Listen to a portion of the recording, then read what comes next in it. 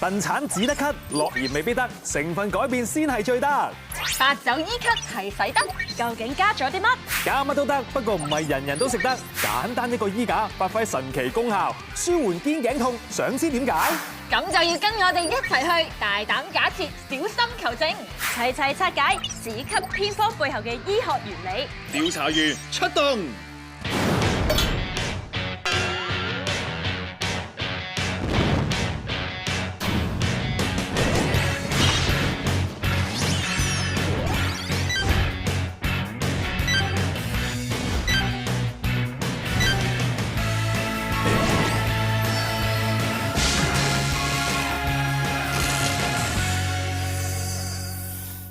我呢一個羅漢果水，我成日飲可以醫咳㗎，即係咧有咳就係醫咳，冇咳嗰陣時啊潤喉咯。羅漢果偏涼啊！如果你有痰，飲咗嘅話，越飲越咳啦。計我話咧，飲呢一個蜜糖加蒜頭係最好啦。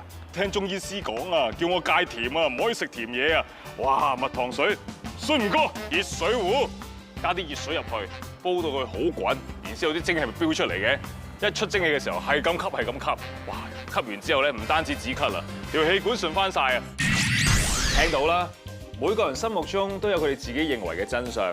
你以為食橙會咳，偏偏好多人食完冇事，但其實真相只得一個。真係越大越好咩？真係膚淺。根據本人嘅經驗嚟講，其實細有細嘅好，最緊要咩啊？內涵啊嘛。咦，講緊咩啊？做咩？你以為我哋講緊啲咩？呢個時候咁樣衝出嚟嘅？橙你有冇興趣啊？做乜無端端討論個橙咧？因為咧，聽人講燉橙係可以止咳啊嘛。你聽下嘉琪又咳啦，所以咪諗住燉幾個試下咯。喂，橫掂要試，預埋啲街坊啦。橙你成日都食㗎啦，睇下呢個有啲咩特別先。鹹鹹地，好似有少少鹹鹹地，有少少金金地咁樣啦。西柚咁樣。西柚。點解啊？因為有啲會嚟。哇，好鹹。會到係咩嚟？鹽燉橙。止咳咯。係。咁你覺得入邊有咩成分？點解真係止到咳？佢嚟講咧，個橙咧係攞鹽咧揼落去燉咯，燉1個鐘頭咧係止咳噶嘛係。因為佢攞鹽啊嘛，燉啊嘛，燉咗佢，跟住咪老火咯變咗。啊！啲人話食橙係會惹痰噶嘛，但係點解將一個橙加啲鹽再攞去燉嘅話就可以止咳咧？燉橙止咳之謎即將解開。等我幫你哋拆解一下啦。首先我哋會用一個冇燉嘅橙啦，同埋一個燉咗嘅橙。燉嘅橙我哋會點做咧？通常我哋會加1茶匙嘅鹽啦，將佢燉30分鐘。然之後咧就將冇燉嘅橙嘅橙汁啦，同埋燉咗嘅橙嘅橙汁作一個成分嘅比較，就可以知道你哋想知嘅嘢㗎啦。燉橙火拼新鮮橙，結果會係點？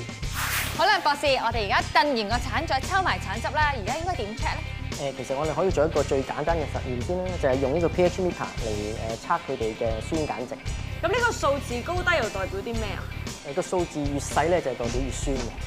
先睇下新鮮橙嘅 pH 值係3.80，咁燉完又係幾多咧？原來燉完會再低啲，只係得3.25咋。點解反而燉咗嘅橙會再低啲嘅咧 pH 值？如果想再知多啲咧，我哋就要再做多一個實驗啦。好啦，我哋已經分別將燉咗嘅橙汁啦，同埋未燉嘅橙汁放咗落去呢個樣瓶嗰度，然後我哋就可以用呢部 HPLC 機嚟進行分析㗎啦。通過 HPLC 可以進一步檢測新鮮橙同燉橙嘅橙汁入邊水溶性物質嘅變化。上邊呢個圖譜咧就係新鮮嘅橙嚟嘅，下邊呢個圖譜咧就係加咗鹽燉30分鐘嘅橙嚟嘅。咁我哋發現到2樣嘢。第一樣咧，我哋發現燉咗嘅橙咧嘅果酸比新鮮嘅橙咧係少咗大約10至15% 嘅。咁第二個發現咧，我哋發現到燉咗嘅橙咧比新鮮嘅橙嘅維他命 C 咧係多咗20至30% 嘅。咁所以咧，我哋頭先做個pH 值嘅測試咧，點解燉咗嘅橙嗰個 pH 值係低咗咧？因為維他命 C 佢係一個酸性物質嚟嘅。嗱，咁燉橙咧係會多咗維他命 C 噶嘛？係咪因為咁樣可以幫助到止咳咧？其實維他命 C 咧係一種抗氧化物嚟嘅。佢會清除我哋身體多餘嘅自由基啦，咁就修補翻我哋嘅細胞嘅。首先講新鮮橙先啦，咁其實新鮮橙入邊咧係含有好多果酸啊、檸檬酸啊、水楊酸啊等等，咁所以咧好多時其實食咗咧反而會刺激一個人咳得更加犀利嘅。咁但係咧就如果你燉過之後咧，咁呢啲果酸咧就會減少啦，咁的確咧可能係冇咁刺激嘅。咁博士啊，我見咧好多人咧都會食埋嗰個橙肉㗎。咁頭先咧我哋咧就知道呢個橙汁一燉咗之後係有變化啦。咁橙肉係咪都係咧？我哋做個實驗睇睇啊！博士先將橙肉同橙衣用攪拌機打碎，再加入有機溶劑，將橙肉同橙衣當中嘅黃酮素提取出嚟作檢測。經過5日嘅實驗之後咧，我哋檢測咗燉咗嘅橙同埋普通嘅橙嘅橙肉同埋橙衣。上邊嘅圖譜咧就係普通嘅橙，下邊嘅圖譜咧就係燉咗嘅橙。我哋發現到燉咗嘅橙裏邊嘅其中一種黃酮素5甲氧基黃酮，比普通嘅橙多咗5倍。其實5倍係一個好顯著嘅升幅嚟嘅。5甲氧基黃酮其實係咩咧？佢係一種抗氧化物，根據文獻記載，佢有消炎嘅作用。咁而橙，尤其是橙皮同橙衣咧，就其實含有類黃酮素同埋橙皮油。咁呢啲物質咧，其實都係一啲有抗氧化、有消炎作用嘅一啲物質嚟嘅。咁所以理論上咧，用咗呢一啲物質，有機會咧係對止咳有一定嘅功效。將燉橙同橙汁徹底化驗之後，得出3個重點。第一，燉完嘅橙汁嘅果酸會少咗，減低刺激性，令咳嗽減少。第二，燉咗嘅橙出奇地維他命 C 有增冇減啊！而當維他命 C 同黃酮素配合使用，功效就可以加倍發揮啦。第三，橙肉同橙衣含有黃酮素同橙皮油，燉完嘅橙黃酮素比冇燉過嘅橙多出至少5倍。就以上3點可以解釋到，橙汁同橙肉經過燉煮，成分係會改變，黃酮素嘅增加成為燉橙可以舒緩咳嗽嘅重點啦。人人都食燉橙，唔通人人都食得燉橙咩？有好多人咧咳嗽咧會試燉橙，但原來燉橙咧都唔係個個都適合嘅喎，佢淨係適合一啲熱咳啦同埋感冒後嘅咳嗽。寒咳嘅人食咗燉橙之後咧會越嚟越咳㗎。咁最主要係因為咧燉橙加鹽之後咧，其實咧偏性會比較寒涼一啲。咁患咗寒咳嘅人食完之後咧，會因為寒氣加重咧而越嚟越咳㗎。啲咩偏方？你咳嘅時候俾啲咩你食？我開過，點整法咧？擺落去滾幾下就得啦，跟住再可以俾菊花。飲鹹柑桔水咯，咁配咯，燉呢一個出嚟咯，同埋煲牛魚肉咯。湯定咩？湯嚟嘅。咳咧，我就會燉橙咯。燉橙不特止咧，燉咗出嚟你要加2滴威士忌落去。咦？呢個我唔知係咪嗰個威士忌係止咳嘅，咁加落去咁樣食咧，喂真係得㗎喎，止咳啊，有陣時感冒啊咁樣樣。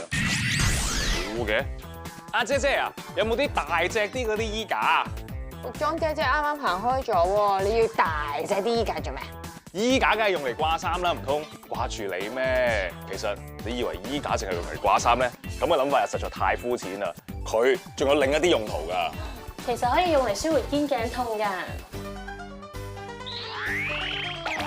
神奇衣架，我知道衣架嘅用途，舒緩肩頸痛，就梗係咁做啦。一定唔係咁用間尺都得啦。Valerie 啊，咁點樣用個衣架去舒緩個肩頸痛咧？其實咧，正確嘅方法咧，應該首先屈一屈個衣架先，咁令到呢度有一個特點啦。咁之後咧，呢個特點咧就按壓住頭呢個太陽穴嘅位置。你可以試下箍落去頭。成個箍入嚟啊！冇錯啦。點解要按壓住呢個太陽穴咧？咁其實咧，太陽穴咧正正係我哋呢個上斜方肌，我哋成日肩頸膊痛嗰個位置嘅肌肉嘅反射點嚟嘅，係一個叫遠端反射點啊。咁當你按壓住呢個反射點咧，可以自然咧放鬆咧呢一組肌肉，因為神經線會下住一啲信息叫佢放鬆嘅。都市人咧，除咗有肩頸問題之外咧，唔知點解咧，有陣時企下咧，成個人歪咗嗰啲膊頭咧，唔係平嘅喎，點解會咁樣咧？呢個咧係因為咧我哋嘅長期姿勢唔好啦，久而久之咧，我哋成日側咗一邊咧，個身體嘅大腦咧就有一個錯誤嘅信息啊，就以為咧側咗身咧係一個正確嘅姿勢。當你想調整翻去嘅時候咧，佢又會咧慢慢自然偏側翻嘅喎。所以咧有陣時有啲人都唔察覺自己咧側咗身，以為自己係正確姿勢㗎。咁大件事，我做人要好正直㗎嘛。咁點樣可以令個人直翻咧？想知自己嘅姿勢有冇錯，就做個小測試啦。先企喺一塊好多橫線嘅板前面，睇下自己會唔會有頭傾側或者膊頭高低嘅情況。如果有嘅話，咁就代表大腦有錯誤嘅信息啦。點樣去糾正咧？其實我哋都可以試下用衣架呢個方法啦，按壓住呢一個遠端嘅壓力點啦。當個肌肉平衡翻嘅時候咧，久而久之配合埋拉筋運動咧，你就會慢慢可以調整翻自己嗰個正確姿勢翻返去中間㗎啦。衣架按壓法係喎，咁按壓住呢度，即係因為用衣架咧都有啲複雜同埋危險啊。咁各位屋企嘅小朋友如果想做嘅話，記住有大人嘅陪同先好做啊。當大家覺得飲酒會傷身，偏偏我就要拆解點解白酒可以舒緩咳嗽。唔信，留低睇咯。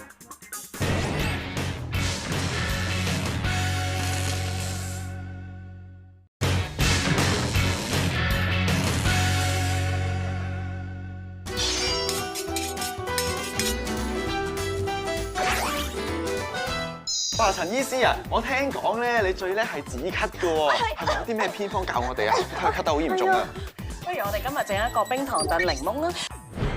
冰糖加檸檬係偏方。首先咧，我哋要將個檸檬咧揾鹽水清洗咗佢表面嘅污垢啦，同埋蠟質先嘅喎。然後咧，我哋就可以去咗個檸檬嘅頭同埋尾啦。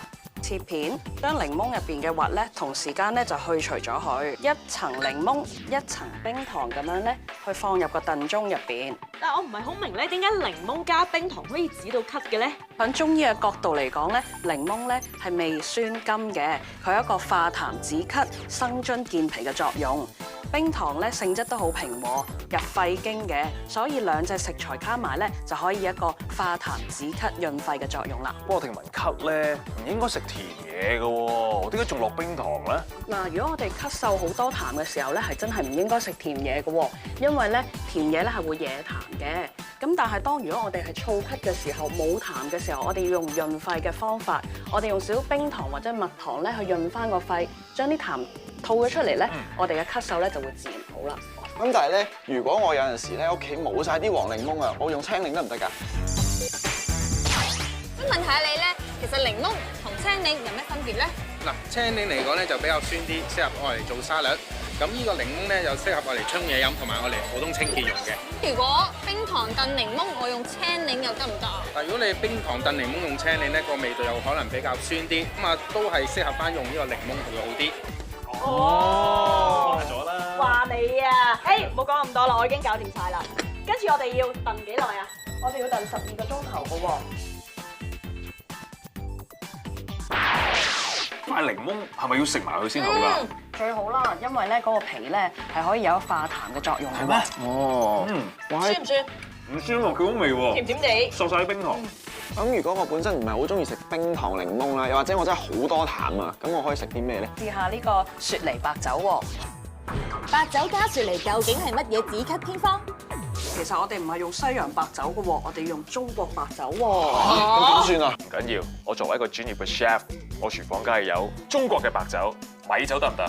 米酒啱啊，因為咧30到50嘅酒精濃度咧，先可以有效咁樣釋放出雪梨入邊咧止咳嘅成分嘅。中醫嘅角度嚟講咧，雪梨咧可以潤肺止咳嘅，適量嘅白酒咧可以咧幫我哋消除疲勞啦、舒筋活絡啦，幫我哋改善肺部嘅血液循環，令到我哋嘅咳嗽咧都會快啲好嘅喎。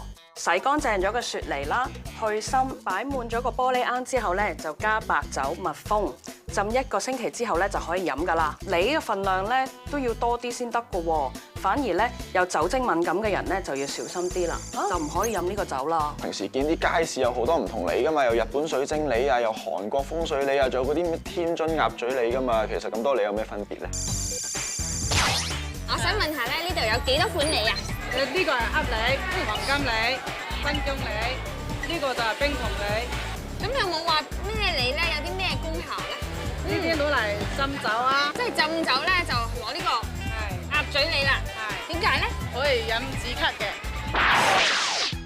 浸1個禮拜嘅雪梨白酒真係可以止咳，係真唔係啊？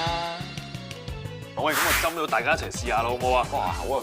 想問聲咧，係就咁飲啊，定係點樣飲法嘅咧？就咁飲又得，但係咧，如果覺得咧太過濃烈嘅話咧，可以加啲水咧落去稀釋佢嘅。最好咧，連個雪梨都要食埋。Good diet！ 哇，嘉琪，你尋晚同我打完邊爐之後，而家有幾聲咳喎？你冇嘢啊嘛？唔好嬲啦，唔好嬲，斟杯暖水過嚟啊！邊有力再嬲你啫？搞到咁啦都。唉，嚟，飲杯暖水啊！一下。剛才聽到咧話你喉嚨有啲唔舒服喎，好唔舒服啊！如果好唔舒服咧，我哋加啲粗鹽落去，攪勻佢先至啷口。喉嚨痛升沙啞，1斤鹽就搞掂晒。如果你咧淨係口腔有少少唔舒服咧，就係啷外圍。如果你到喉嚨咁深咧，啷深啲。家樂仔，你講得冇錯啊！用鹽水咧係可以舒緩喉嚨痛㗎。首先，鹽本身咧係有殺菌嘅功效，如果對喉嚨發炎啊、生痱滋啊，咁佢係有消炎殺菌嘅功效，仲可以增加康復嘅速度。用鹽水啷口有幾樣嘢要注意㗎。首先揀鹽方面，因為粗鹽雜質比較多，幼鹽相對成分較純，亦都容易溶解，所以用幼鹽係比較適合嘅。第二，水嘅溫度亦都唔可以太熱，用30至40度嘅暖水就啱啱好啦。不過記得鹽水嘅濃度唔好太高噃，250毫升嘅暖水落半斤茶匙鹽就夠㗎啦。每次啷口大約20秒，每2至3個鐘頭啷一次口，幫助舒緩喉嚨痛㗎。哇，有鼻塞嘅話，咁有冇啲咩偏方救下我啊？咦，咁樣咧用鹽就唔夠啦。嗱，我嗰陣時咧試過用啲藥油啊，滴落啲熱水度，跟住咧擺埋個鼻度，索嗰陣鹽，哇！咁就由呢度鼻哥窿通到上去頭殼頂去到喉嚨落到脊椎，真係即刻通晒，乜都通晒。咁我哋所知道藥油咧，裡面好多時係有啲叫做薄荷露嘅成分咧，係會有通鼻塞、收縮鼻膜嘅功效。咁所以用呢個方法咧係有幫助㗎。睇下你嘅雪櫃先，好肚餓啊！我有嘢預俾你啊！嘉琪，你冇嘢啊？你拍咁多廣告使唔使咁慳啊？個雪櫃係冷飯、意粉。哇，仲有嚿凍番薯喺度，有冇陰公啲啊？你想唔想 fit 啊？想 fit 就要食呢個凍番薯。咩話？凍番薯可以 keep fit？ 食凍番薯可以 keep fit？ 係啊，因為其實煮熟咗再雪凍翻嘅番薯啦、意粉啦、飯呢啲澱粉質類食物咧，其實會有一種抗性澱粉嘅形成。我哋身體咧其實吸收唔到呢啲抗性澱粉嘅，所以就會排翻出體外啦。咁同埋咧就會有一個係膳食纖維咁樣嘅作用㗎。咁其實咧就會增加我哋嘅飽肚感啦，同埋幫到我哋控制食慾。但係就唔好單靠抗性澱粉去 keep fit 喎，因為成效就唔太大啦。咁大概只有5%嘅澱粉質咧會變成抗性澱粉嘅啫。麥包記得配花生醬㗎啦，花生醬梗係配西多士㗎啦，點會配麥包啊？呢條偏方咧，我諗出嚟㗎。麥包加花生醬係偏方，信唔信得過啊？麥包加花生醬有咩神奇功效？好多素食者咧，其實都會欠缺咗一啲完整嘅蛋白質嘅。其實花生醬啦，係一啲豆類啊、果仁啊咁樣，加埋一啲穀物類嘅，例如麥包啊咁樣咧，就可以互補不足啦。咁其實咧，加2茶匙嘅花生醬落去個麥包上邊咧，已經可以令身體吸收多80%嘅蛋白質㗎咯喎。咁而且麥包咧，亦都高纖少少啦，亦都可以幫我哋預防便秘嘅。嗱，紅腰豆、沙律、菠菜，仲有番石榴，你都食得幾偏嘅喎。咁唔係點叫偏方咧？哇，好朋友，你真係好唔熟我。我作為一個熱血嘅男子咧，我中意食嗰啲熱辣辣嘅飯啊。呢啲咁嘅凍冰冰嘅沙律，即係唔係我 favourite 咯。喂，我就見你咁瘦，9成9同我一樣係貧血㗎啦，所以我專登留俾你㗎。呢啲生冷嘅沙律可以對貧血有幫助？係啊。菠菜、紅腰豆、番石榴可以幫助貧血。係啊，其實咧有缺鐵性貧血啦，或者係一個便秘嘅人士咧都啱食嘅喎。因為其實我哋人體咧吸收一個植物性鐵質嘅功效係好細㗎咋。咁如果我哋加埋一個維他命 C 豐富嘅嘢食啦，咁其實就可以幫到我哋吸收嘅喎。菠菜啦、紅腰豆啦，咁就係豐富鐵質嘅嘢食啦。而番石榴咧就係水果入面咧最豐富維他命 C 嘅，咁加埋一齊食咧就可以吸收到啲鐵質啦。咁而且咧佢哋都係豐富纖維素啦，咁亦都幫到我哋預防便秘㗎。好多人都話有病出身汗就會快啲好，究竟可信性有幾高？就住呢個問題，請出今日2位擂台主角。西醫代表有盧浩然醫生，中醫方面就有丁豪。有啲人就話啦，出身汗咧個病都會快啲好嘅喎。阿丁醫師係咪真嘅咧？出汗呢一樣嘢啦，咁我哋中醫常用嘅治法裏面，其中一種叫做汗法。汗治法係乜？當人咧受到風寒感染啊，俗稱冷親啊、吹親啊，侵襲皮膚表面咧，中醫就會透過一啲辛溫啦、發散嘅解表藥物啦，令到患者微微出汗啦，從而達至咧將病邪驅散啊。其實喺我哋西醫嘅角度咧，就出汗本身就冇一個治療嘅價值嘅。病咗出身汗冇用？咁出汗只不過係一個結果嚟嘅啫。咁以前啲人就係好直觀咁睇，你啲病邪喺表面。咁佢離開外界最近嘅當然係皮膚啦。咁佢出汗啦，咁佢就自然好啦。我哋嘅角度就係對小朋友咁做係有個潛在危險嘅。高溫係有機會令佢發生痙攣，我哋叫小兒驚風或者叫熱痙攣。咁所以如果太細個小朋友咧，就千祈唔好用一啲方法去焗熱佢。西醫講呢啲，咁中醫可以點反駁？我哋要睇翻個體質啦，去出汗嘅原因啦，出汗嘅量啦，去到做嘅。有一個觀察就係見人哋即係一出汗就好啦，咁就將個因果關係即係好似阿丁醫師咁講嘅調轉咗。中醫用出汗做治療手段，西醫就覺得唔係嗰回事啊。至於降溫方面，大家立場又係點？去到降溫嘅，我哋都唔建議話一下淋啲凍水落去。你想象一下，你燒紅嚿鐵，突然間一下子抌落水嘅話，嗰嚿鐵都會散啦。敷頭只係一個局部嘅冷卻方法嚟嘅啫。反而咧就係如果個高燒嘅情況太犀利咧，好多時代表身體嘅反應係來自於一啲好重大嘅病因。咁所以咧高燒咧，我哋較為傾向咧要即刻揾醫生睇，做一個正確嘅診斷。中醫焗汗就要揀體質，西醫高燒就要揾病因。總括而言，一種病都可以有兩個治療方法。中醫好定西醫信得過？睇你點揀啦！浩浩，之玲啊，我有啲嘢咧就好想請教你。有啲咩你就快啲同姐姐講，姐姐幫你解答啊！但我個 friend 咧，其實佢好想知韓國人咧係咪會食鰻魚飯嚟壯陽嘅咧？鰻魚都可以壯陽？你個 friend 點知啊？真係可以壯陽㗎，使乜怕醜啫？嗱，所有韓國人咧都知咧，鰻魚咧係可以壯陽嘅，原因係咧個鰻魚佢哋覺得即係好呢個營養啦，好高蛋白質啦，好滋補啦，所以咧就認為係可以壯陽嘅。你知嘛？喺韓國咧有好多啲鰻魚嘅專門店，係專食鰻魚嘅，有鰻魚燒烤啦，有鰻魚飯啦、鰻魚湯啦，等等等等等等。咁有冇話咧食邊個部分最好嘅咧？嚇！你咁後生就咁需要啦？喂，我個 friend。我梗係成條鰻魚嘅尾部啦。嗱，滋補力強，有精華所在喎。所以咧喺韓國咧嗰啲 wife 即係太太咧，每次食鰻魚嗰時一定會夾條尾俾佢嘅拆嘢啊食㗎。燒皮可以止痕，漂白水同皮膚都可以扯上關係，辣到爆嘅泡菜竟然可以護膚，齋聽到呢度你已經覺得好瘋狂啦！想知道非一般偏方背後嘅醫學原理，下星期你識做啦，Mark實你。